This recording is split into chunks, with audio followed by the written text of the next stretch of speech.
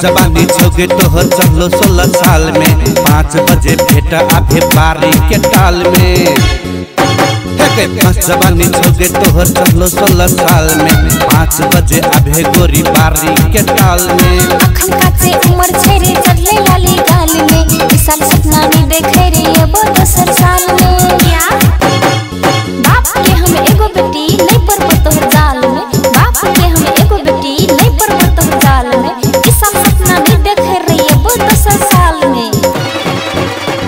अंग अंग में निखरल छौ गई कटका जवानी है गई, अंग अंग में निखरल छौ गई कटका जवानी। तोरा देख के हमरा गई झुकैया पानी।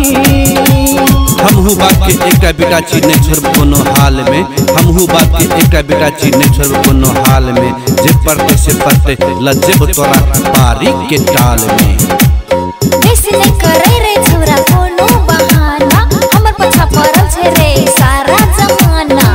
हमरे काछ हो मेरे छै रे बहाने तुमान रे 16 साल की जवानी में नहीं कर हमरा तांग रे। तोरे संग शादी करके घर हम बसेबो, तोरे संगे हम जिंदगी बितेबो।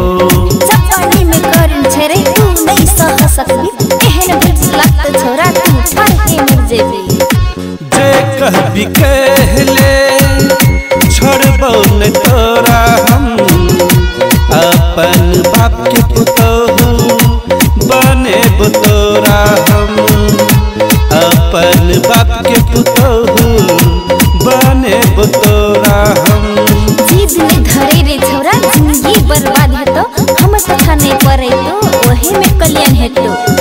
साचो कह जियो गे जहर खा के मर जेबो, तोहर बिना के गोरी जिया नहीं सकबो। तोहर जखा सच्चा प्रेमी नहीं देखने छलिए रे हम, तोहर जखा सच्चा प्रेमी नहीं देखने छलिए रे हम। तोरे से शादी करके अब जिंदगी बितेबे हम। मस्त जवानी छोगे तोहर चलो 16 साल में 5 बजे भेट आभे बारी के टाल में। मस्त जवानी द दिलियो हम अपन 16 साल में अब किया सपना देखे छी बारी के टाल में। मस्त जवानी है मस्त जवानी, मस्त जवानी है मस्त जवानी।